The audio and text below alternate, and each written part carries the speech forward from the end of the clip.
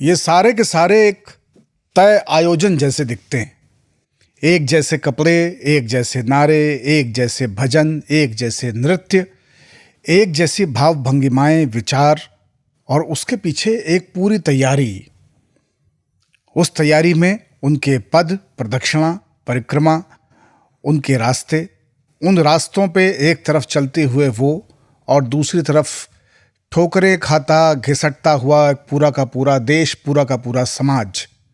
तमाम सारे बिंब हैं, मस्ती से लेकर के परेशानी तक, भक्ति से लेकर भय तक।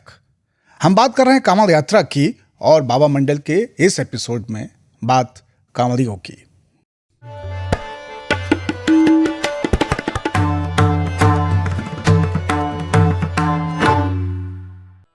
अठारह में मार्टिन की 3 किताबें, द अंपायर और इंडियन अंपायर के बारे में, ये 1858 के 3 ग्रंथ जिस भारत का ताना बाना खींचते हैं और हमें समझाते हैं, उसमें एक दृश्य उन लोगों का भी है जो कंधे पर गगरियों में, मटकों में, कलशों में जल लेकर के गंगा से कहीं यात्रा पर जा रहे हैं। नाम नहीं बताया है, लेकिन लगता है कि ये कांवड़ की यात्रा का जिक्र है। तो कांवड़ की यात्रा के जो संदर्भ हैं, उसमें हमारे पास पौराणिक कथाओं से लेकर आज की जो स्थिति है, इसके बीच में बहुत उल्लिखित इतिहास साफ साफ तो मिलता नहीं है। धारणाओं पर और लोक कल्पनाओं पर एक पूरा का पूरा समाज उसे एक परंपरा का हिस्सा मानता है, एक संस्कृति का हिस्सा मानता है। धर्म जो है ना, उसमें 2 तरह की चीजें होती हैं। एक ये होता है जो टेक्स्ट बुक डिफाइन करती है, जो उस धर्म के धर्माचार्य तय करते हैं, धार्मिक ग्रंथ तय करते हैं। पुराणों की स्थिति, वेदों की स्थिति, उपनिषदों की स्थिति, तमाम सारे और शास्त्रों की स्थिति, ये सारे के सारे एक तरीका है धर्म को समझने का, उसके दायरे को समझने का, उसके कस्टम्स को समझने का।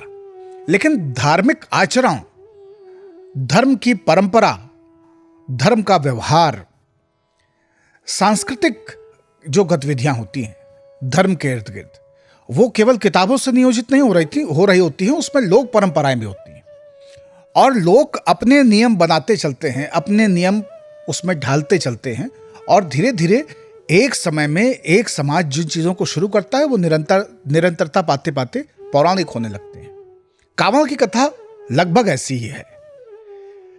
कांवड़ की शुरुआत कहां से है, इसका बहुत स्पष्ट उल्लेख है नहीं।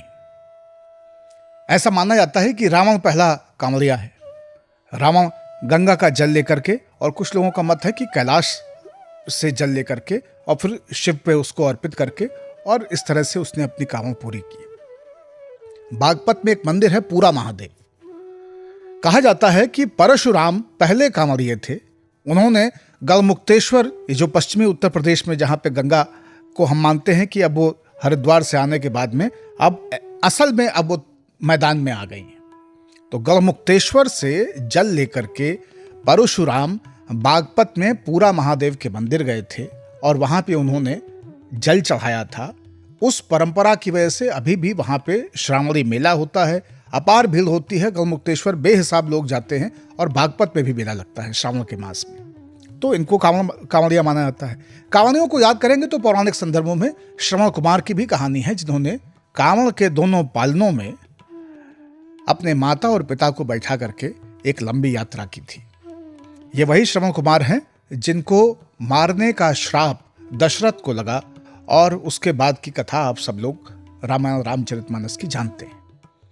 तो श्रवण कुमार की कांवड़ एक कांवड़ है, और इस कांवड़ का शिव भक्ति से ज्यादा आख्यान और उल्लेख इस चीज के लिए होता है कि माता और पिता के प्रति श्रवण कुमार का जो समर्पण है वो अलौकिक है, वो एक उदाहरण बनता है समाज के लिए।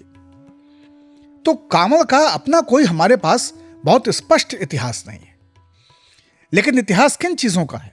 इतिहास है शिव पे जल चढ़ाने की परंपरा का, गंगा जल अर्पित करने की परंपरा का। जो संदर्भ है वो संदर्भ ये है कि शिव विष पीने के बाद में देवताओं और दानवों के बीच में जो संघर्ष है समुद्र मंथन के बाद, और उसमें जो विष निकला है, देवता उस विष को कहते हैं कि ये शिव को पिला दिया जाए, या शिव ही इसको अपने गले में, अपने शरीर में स्थापित कर सकते हैं, अन्यथा ये प्रलय ला करके देगा। देवताओं के इस विचार से शिव, जो कि औघड़दानी हैं, वो इस चीज के लिए सहमत होते हैं कि ठीक है, मैं इस विष को ग्रहण करूंगा। विष वो पीते हैं, गला पूरा विष से भरा हुआ है, पार्वती ग्रीवा को पकड़ लेती हैं, वो नीलकंठ बनते हैं। और तब से लेकर अभी तक मृत्युलोक में देवताओं ने जिस शिव को विष पिलाया, उस शिव के विष के प्रभाव को कम करने के लिए मनुष्य खड़ा हुआ, और मनुष्य ने निरंतर गंगा जल, बेलपत्र अर्पित कर करके उस शिव का जो विष है उनके शरीर में भरा हुआ, उसको शांत करने की क्रिया को जारी रखा है। शिव पे बेलपत्र चढ़ाना, गंगा जल चढ़ाना दरअसल विष से मुक्ति की एक प्रक्रिया में अपनी प्रतीकात्मक आस्था और अपनी प्रतीकात्मक भूमिका तय करने का प्रयास है। इसलिए अभी तक शिव पे जल चढ़ाने की परंपरा है। और इसलिए शिव जो उल्लेखित देवी देवता हैं हमारी पूरी आर्ट हिस्ट्री में जब हम देखते हैं, तो उनमें सबसे पुराने देवों में शिव का उल्लेख बहुत पुराने समय से मिलता है। तो शिव के अराउंड, शिव के संदर्भ में, शिव के तई और श्रावण का मास, तो श्रावण के मास में यह कार्य हो रहा होता है, लोग परिक्रमाओं पे जा रहे होते हैं। केवल शिव की ही परिक्रमा का मामला नहीं है। अयोध्या में, मथुरा में श्रावण में मेले लगते हैं, उज्जैन में श्रावण में मेला लगता है, चित्रकूट में श्रावण में मेला लगता है। इन सारे शहरों में श्रावण को सेलिब्रेट किया जाता है। और पिछली बार जब हम लोग बातचीत कर रहे थे 1-2 एपिसोड पहले, तो हम लोग यही बात कर रहे थे कि क्यों मानसून आने के बाद में, बारिश के मौसम में उत्सव बढ़ते हैं। कांवड़िए भी जब कांवड़ लेके चलते हैं तो तब तक सूर्य अपने उदात्त तप को, तेज को, ऊष्मा को कम कर चुके होते हैं। मौसम ना तो इतना सर्द होता है कि पानी छूने की हिम्मत ना पड़े, देह ठिठुर जाए, और ना ही इतना तप्त होता है कि चलता हुआ व्यक्ति बेहोश हो जाए, चक्कर खा के गिर पड़े, पसीने से लथपथ रहे। तो एक ही सुगम मौसम है। फसलें भी कट चुकी हैं, धान रोपा जा चुका है, और ये अब समय है श्रावण का, जिसमें झूले हैं, जिसमें मेले हैं, जिसमें लोगों को मिलना है, समय बिताना है। और श्रावण की पूजा के अलग अलग विधान और समय तरीके हैं। जैसे पूरी अयोध्या सावन का महीना मना रही होती है, और घर घर में झूले होते हैं, जिसमें लड्डू गोपाल, जिसमें रामलला का बाल स्वरूप और उनको झूले को झुलाया जा रहा है। मथुरा में आप देखिए, नंदगांव में देखिए, गोकुल में देखिए, बरसाने में देखिए, ये पूरी परंपरा है। शिव के अराउंड, शिव के चारों तरफ जब हम देखते हैं तो हमको कांवड़ मिलती है। और कांवड़ का इतिहास बहुत पुराना नहीं है। जो है वो बहुत इक्का दुक्का संदर्भ है, बहुत सीमित संदर्भ है। लोग परिक्रमाएं क्यों करते हैं, कांवड़ क्यों करते हैं, इसको समझने की प्रक्रिया शुरू करते हैं। फिर इन बातों को जोड़ेंगे, स्टिच करेंगे। कामारथी, कामार्थी से निकला हुआ शब्द संस्कृत का, और कामार्थी का या कामारथी का जो तात्पर्य है यहां पे कि एक इच्छा, एक भावना, एक उद्देश्य से की गई यात्रा। जब हमारे पास किसी यात्रा की एक धार्मिक अर्थवत्ता हो, किसी संकल्प के तहत जब हम यात्रा की बात सोचें, यही कांवड़ के मूल में, अगर संस्कृत टेक्स्ट में से इसके मतलब को, मायने को निकालने की कोशिश करते हैं तो ये निकलता है। वो राह क्यों है और राह है कि राह है, इसके ऊपर जो द्वंद्व है उसमें भाषा वैज्ञानिक तर्क हो सकते हैं कि भाई जहां पे सबसे ज्यादा उल्लेख है कांवड़ का, जो सुल्तानगंज से फिर आपके देवघर तक, बाबा बैजनाथ धाम तक कांवड़ लेके आने की परंपरा है। और इस पूरी यात्रा में रा और रा के उच्चारण पे एक हमें द्वंद्व दिखता है, उस पूरे की पूरी भाषा की जो सामाजिक सत्ता है उस क्षेत्र में, वहां पे। दूसरा क्या है कि हरिद्वार से ये जो पश्चिम की बेल्ट है, यहां पे भी खड़े शब्दों का इस्तेमाल बहुत रहा है। तो ये भी एक रा वाली भाव जो है, ये भी वहां से हो सकता है कि वो एक कारण हो। इसलिए कोई स्पष्ट कारण नहीं है अपने पास कि कांवर और कांवड़ ये शब्दानुवाद ये कहाँ पे आया, कौन सा शब्द किस वजह से प्रचलित हुआ, लेकिन भाषा वैज्ञानिक तर्क ये दिए जा सकते हैं। तो जो किसी एक इच्छा, किसी एक मंतव्य, किसी एक संकल्प के साथ की गई यात्रा है वो कांवड़ है। तो पहले जो होता था कांवड़ का, और जो पिछले सैकड़ों वर्षों में कांवड़ की परंपरा रही होगी, जिस तरह से कांवड़ जाती रही होगी कि किसी ने कोई एक मान्यता मानी है, किसी को शायद घर में कोई बालक बच्चा चाहिए, किसी को कोई कारोबार की इच्छा है, किसी के पास ये है कि नहीं मैं ये सारे काम पूरे कर लूंगा, घर में इतने भाई बहन हैं, इनके विवाह पूरे हो जाएंगे, ये चीजें हो जाएंगी, उसके बाद मैं कांवड़ चढ़ाऊंगा। कोई किसी तरह की कामना करके, और ये मानता मानना, कांवड़ मानना, इस तरह की परंपरा हमेशा से रही है। ये केवल कांवड़ के संदर्भ में नहीं रही है। तमाम सारी चीजों में लोग एक संकल्प लेते थे कि ये पूरा होने के बाद में हम ये करेंगे। यज्ञ की भी यही परंपरा रही है, और यज्ञ भी एक संकल्प से शुरू होता है और उसके बाद में जब खत्म होता है तो उसकी पूर्णाहुति के बाद में भोज और ये सारी चीजें हुआ करती थी। कांवड़ केवल एक समय की यात्रा है, लेकिन धार्मिक परंपराओं में, सांस्कृतिक परंपराओं में यात्राएं बहुत सारी हैं। 14 कोसी यात्रा, 5 कोसी यात्रा, 84 कोसी यात्रा मथुरा में, अयोध्या में, इसके अलावा चित्रकूट में यात्रा आपको मिल जाएगी, उज्जैन में यात्रा मिल जाएगी, 2500 से 3000, 3500 किलोमीटर लंबी नर्मदा की परिक्रमा यात्रा मिल जाएगी, जिसको पूरा करने में 2 साल लग जाते हैं। एक यात्रा मुझे ध्यान है नासिक से रामेश्वरम तक होती है, जिसमें नासिक से जल ला करके और दिवाली के दिन रामेश्वरम में मंदिर का अभिषेक होता है, वहां पे भगवान का अभिषेक होता है।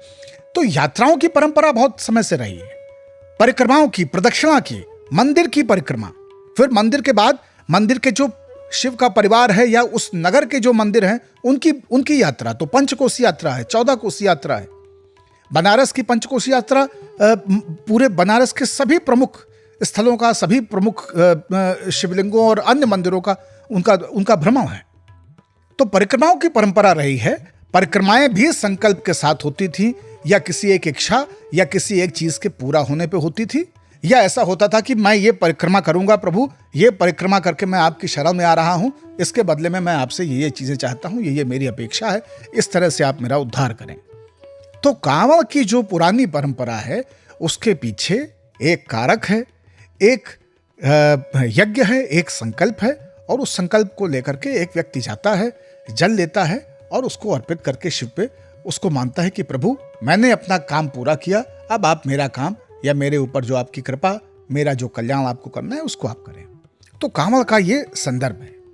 कांवड़ जो आज के रूप में है, ये आज का रूप कांवड़ का मूलतः शुरू होता है 1980 के बाद से, और आप इसे पाएंगे कि जैसे जैसे देश में वैचारिक रूप से हिंदुत्व की राजनीति मजबूत होती गई, मंदिर के आंदोलन की बात मजबूत होती गई, वैसे वैसे देश में कांवड़ भी मजबूत होती गई। ये दोनों साथ साथ चले हैं, और ये कनेक्टेड नहीं है ऐसा कहना भूल होगी, शुतुरमुर्गी बात होगी।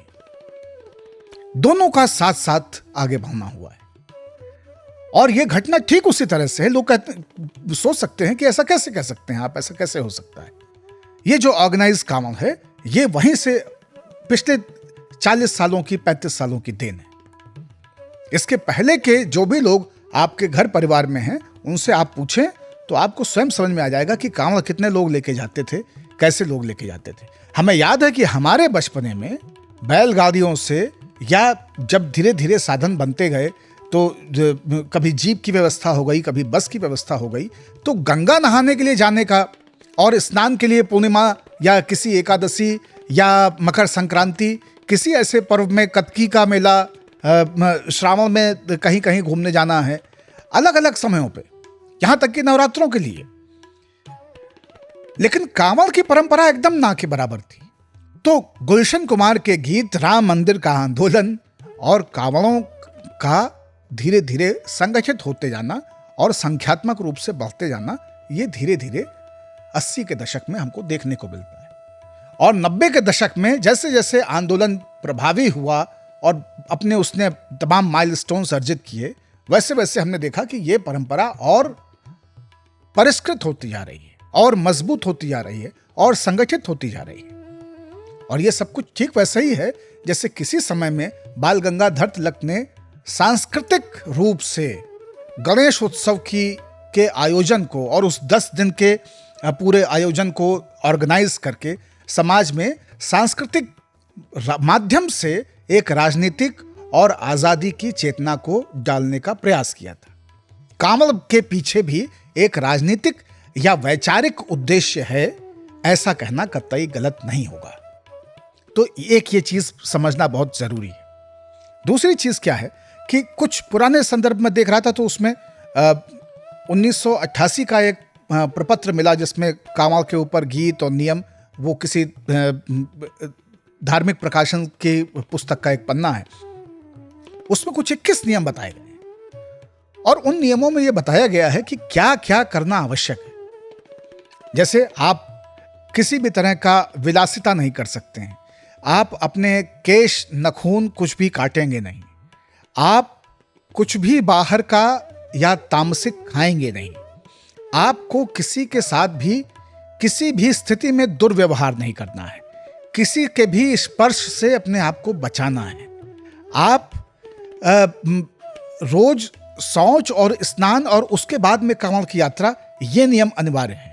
अब शब्द बोलना पूरी तरह से वर्जित है, अब उग्रता दिखाना पूरी तरह से वर्जित है, किसी भी प्रकार की हिंसा करना पूरी तरह से वर्जित है, किसी भी तरह का विलास पूरी तरह से वर्जित है, तो ऐसे किसी भी तरह का नशा पूरी तरह से वर्जित है।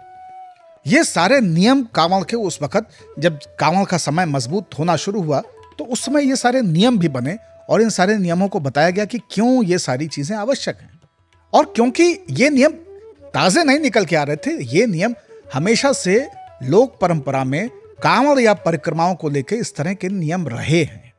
इस तरह के नियमों के साथ लोग यात्राएं करते रहे कि अपना सतुआ अपना पिसान बांध करके या जहां पे जो मिल गया उसको ले करके, जहां से जो अर्जित हो गया उसी को पका के, कुछ नहीं मिला है तो कंद मूल फल का व्यवस्था करके, वन में जो उपलब्ध है वो ले करके, या यात्राओं में तमाम सारे सेठ व्यापारी, कभी कभी राजाओं के द्वारा इस तरह की यात्राओं में कहीं कहीं पे धर्मशालाओं की व्यवस्था रहती थी, कूप की व्यवस्था रहती थी और वहां पे लोग कुछ धर्मार्थ इस तरह के काम करते रहते थे कि वो कुछ सात्विक भोजन और इस तरह की चीजें उपलब्ध कराएं। तो ये उस तरह की परंपरा रही है।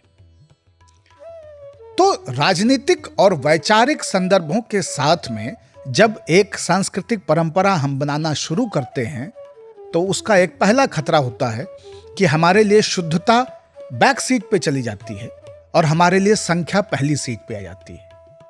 कांवड़ को एक और बड़ी इवेंट बनाना ज्यादा जरूरी था, कांवड़ को ज्यादा सक्सेसफुल बनाना ज्यादा जरूरी लोगों को लगा, बजाय इसके कि कांवड़ की शुद्धता को और कांवड़ के भक्ति के पुट को मजबूत किया जाए। और आज अगर आप कपड़ों को छोड़ दें, कंधे पर रखी हुई उस तराजू जैसी एक चीज जिसमें दोनों तरफ बैलेंस बनाते हुए कलश लटके हुए हैं, उनको आप छोड़ दें तो बहुत सारी चीजें ऐसी हैं जिसको देख करके आपको समझ नहीं आएगा कि ये कांवड़ है या क्या है। सैया ड्राइवर हमार, धक धक चलेला कांवड़, इस तरह के गीत, इस तरह के नाच, जगह जगह पे नाच की व्यवस्था जिसमें कि महिलाएं अलग अलग तरीके के वस्त्रों में, विचित्र वस्त्रों में वो डांस कर रही हैं, कांवड़िया डीजे के साथ चल रहे हैं, शोर इतना ज्यादा है कि उसको संभाल पाना, उसमें उसके आसपास से गुजर पाना मुश्किल है। नशा लगातार हो रहा है, तरह तरह का नशा हो रहा है, तरह तरह की बातें हो रही हैं, हिंसा इतनी ज्यादा है कि किसी से भी गुस्सा हो सकते हैं, कभी भी गुस्सा हो सकते हैं। शहरों में या हाईवे पे केवल एक जाति विशेष और धर्म विशेष के लोग नहीं, सब तरह के लोग जो कांवड़ लेके नहीं चल रहे हैं, भय में चलते हैं, डर में चलते हैं, कहीं छू नहीं जाए, कहीं ये लोग गुस्सा नहीं हो जाए, कहीं मेरी गाड़ी ना तोड़ दी जाए, हाय राम बच्चे हमारे साथ में हैं, इनके ऊपर क्या असर पड़ेगा, किसी के साथ कुछ गलत नहीं हो जाए। हम लोगों ने मिनटों में बहुत मानवीय भूलों पे, बहुत छोटी छोटी चूकों पे या नियम से चलते हुए भी उद्दंडता के, हिंसा के शिकार होते हुए लोगों को देखा है। तो आप ये सोचिए कि नियम कांवड़ के क्या कहते हैं और रोड पे कांवड़ में क्या होता है, ये बाकी जगहों पे क्यों नहीं होता। वैष्णो देवी की यात्रा पे जा रहे लोग, चित्रकूट में मोरपंख बांध के चल रहे आदिवासी, नर्मदा की यात्रा करने वाले लोग जो एक एक दो दो साल यात्रा करते हैं, वो इतने हिंसक क्यों नहीं होते? वो इस तरह की हिंसा पे क्यों नहीं उतारू हो जाते? वो अपशब्दों पे क्यों नहीं रहते? क्योंकि वो एक सांस्कृतिक परंपरा में चल रही यात्राओं और परिक्रमाओं को बरत रहे हैं, और आप एक राजनीति और विचार में प्रेरित की गई यात्रा और कांवड़ को लेके आगे चल रहे हैं। उसको आपने स्पोर्ट्स की इवेंट बना दिया है। आप कांवड़ लेके जाते हैं, सामान्य कांवड़ है, उसके अलावा एक डाक कांवड़ होती है, रिले रेस की तरह चलती है। एक आदमी रनिंग करेगा, दूसरे को देगा, तीसरे को देगा। एक कांवड़ होती है जिसमें दंडी कांवड़ है, आप हमेशा लेट करके, और वो कठिन कांवड़ है, वो बहुत रेयरली कोई लोग कर रहे होते हैं। महिलाओं के लिए बताया जाता है कि कांवड़ वर्जित थी, लेकिन अभी महिलाएं भी आपको कांवड़ में जाती हुई दिखाई देती हैं, और कोई महिला जाती है, क्योंकि बहुत मुश्किल है।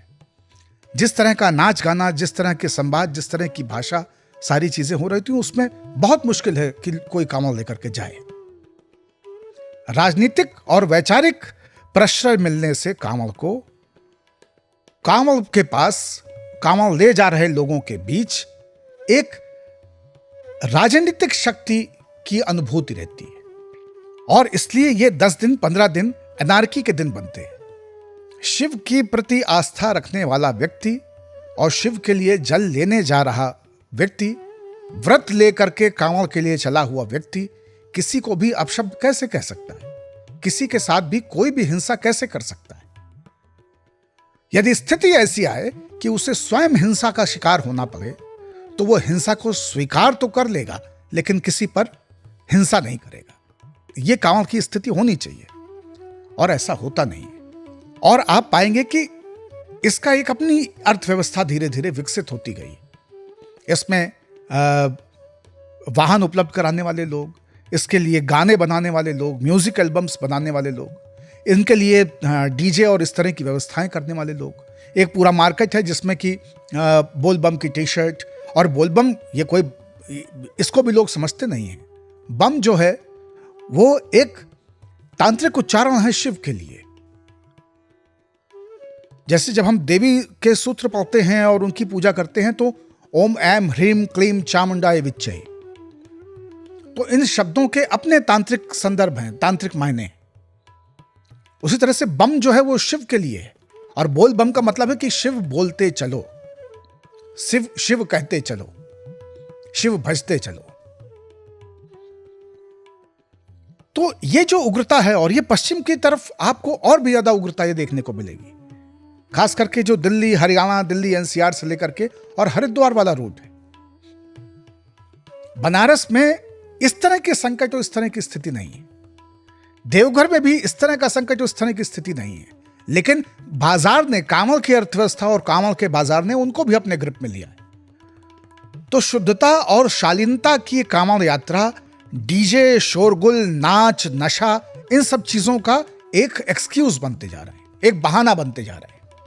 समाज में आप देखिए तो ये कौन से लोग हैं जिनके पास इतना समय है कि वो 10 दिन के लिए ये सब करने के लिए घर से निकलते हैं। जीवन की दुश्वारियों के बीच इतना समय निकालना और ये सब करते हुए जाना, जब आपके पास कोई संकल्प है, कोई प्रयोजन है, तो समझ में आता है। ये सब करते हुए जाना ये कितना विचित्र है, लेकिन कोई इसके प्रति कभी कोई सवाल कर नहीं सकता है। राजनीतिक प्रश्रय की बात इसलिए कही जा रही है क्योंकि क्या कभी आपने देखा है कि 10वीं की बोर्ड की परीक्षाएं देने जा रहे बच्चों, लाखों बच्चे हर साल 10वीं की परीक्षा देते हैं, 12वीं की परीक्षा देते हैं, इंटरमीडिएट की, हाई स्कूल की। सैकड़ों बच्चे, हजारों बच्चे ट्रेन के एक एक डिब्बे में अपने को ठूस के, लटक के, झूलते हुए पुलिस भर्ती और सेना भर्ती की परीक्षाओं के लिए जाते हैं। कभी सरकारों ने हेलीकॉप्टरों से इनके ऊपर फूल गिराए हैं क्या? इनके ऊपर पुष्प वर्षा हुई है क्या? इनके लिए कभी हमने सोचा कि इनके लिए भी हम कैंप लगाएं, इनको भी केला हलवा खिलाएं, इनके भी रुकने की कुछ व्यवस्था करें?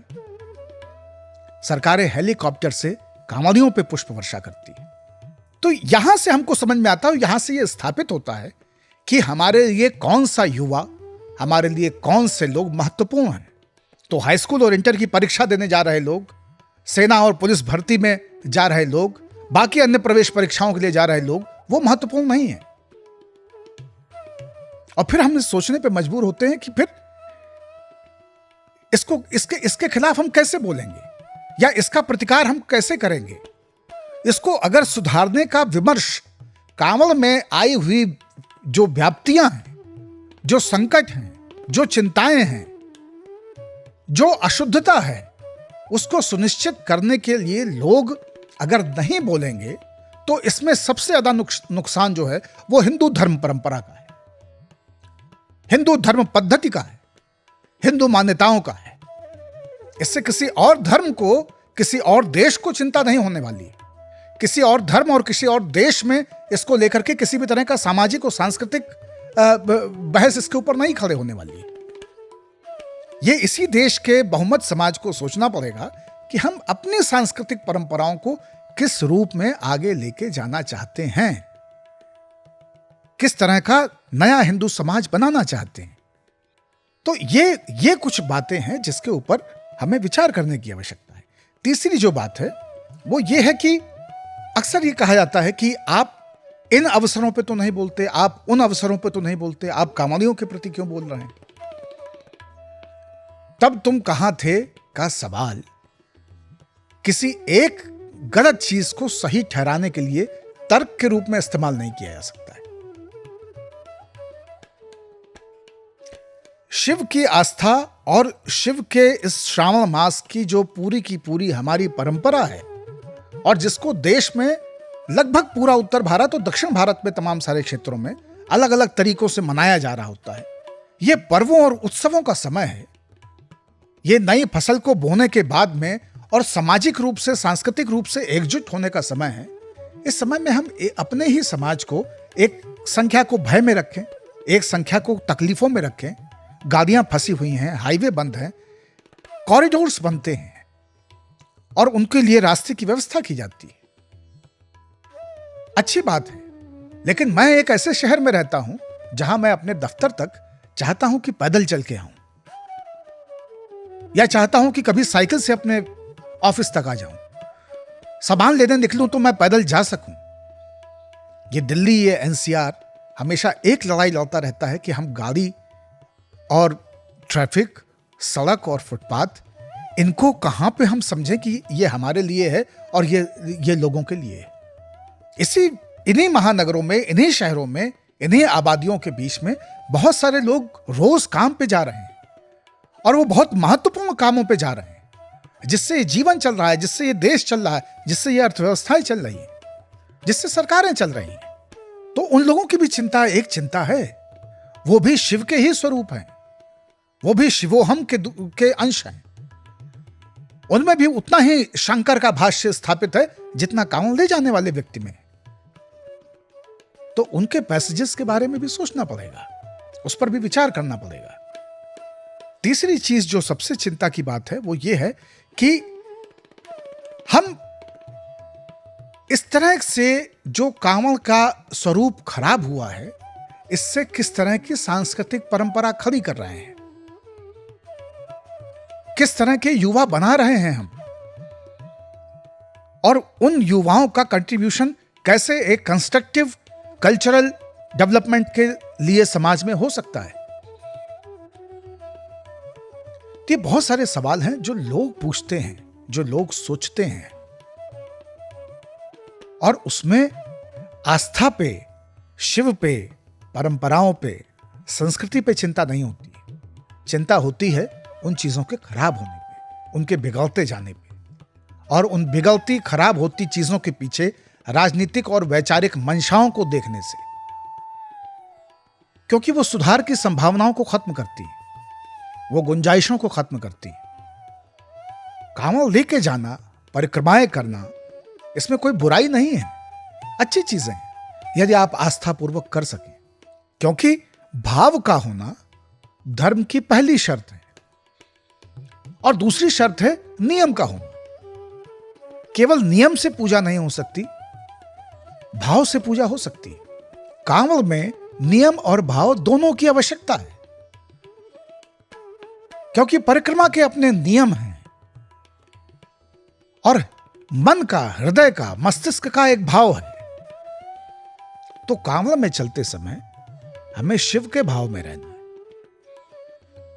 और शिव शरण देने वाले, रक्षा करने वाले, सबको पालने वाले, पशुपति, अवघड़दानी और भोला है। इसलिए हम जिन स्वरूपों में, और ये एक बहुत कमाल की चीज कि अरे शिव की बारात है, शिव की बारात है। शिव बाबा से पूछो कि ये शिव की बारात है क्या? शिव की बारात का भी एक अनुशासन था। शिव की बारात होने का मतलब होता है दूरियों का कम होना, भेद का कम होना। जाति के आधार पर, क्षेत्र के आधार पर, भाषा के आधार पर, व्यक्ति की आर्थिक स्थितियों के आधार पर, उसके शरीर श्रेष्ठव, उसके वर्ण के आधार पे, उसके नस्ल के आधार पे उससे कोई भेद ना हो। केवल वैष्णव कुलीन देवता ही बारात में नहीं जाएंगे, असुर भी जाएंगे, मनुष्य भी जाएंगे, गण भी जाएंगे, पशु भी जाएंगे, पक्षी भी जाएंगे, सरीसृप भी जाएंगे। यह शिव की बारात का चरित्र है, समावेशी होना, सबको साथ लेके चलने वाला। तुम किसी का जहर शांत करने के लिए उसे बेलपत्र और गंगा जल अर्पित करने चले हो। संदेश क्या है? शिव के गरल को समाप्त करना है, प्रभाव को समाप्त करना है। जब हम गरल को समाप्त करने चले हैं तो खुद गरलवान होकर के कैसे जा सकते हैं? खुद विश्वमन करते हुए कैसे जा सकते हैं? विचारों में, कृत्यों में, भाषा में, हमारे गतिविधियों में, इनमें हिंसा कैसे हो सकती है? ये जहरीली कैसे हो सकती है? ये भेद से भरी हुई कैसे हो सकती है? अराजक कैसे हो सकती है? आइए समाज में कांवड़ पे एक चर्चा शुरू करें, समझें कांवड़ के उद्देश्य, समझें शिव का चरित्र और सांस्कृतिक सुचिता को ध्यान में रखते हुए परिक्रमाओं और यात्राओं को तय करें, उनके संकल्प लें, जब जरूरी लगे तब करें। बाबा मंडल के इस एपिसोड में इतना ही। जय हो।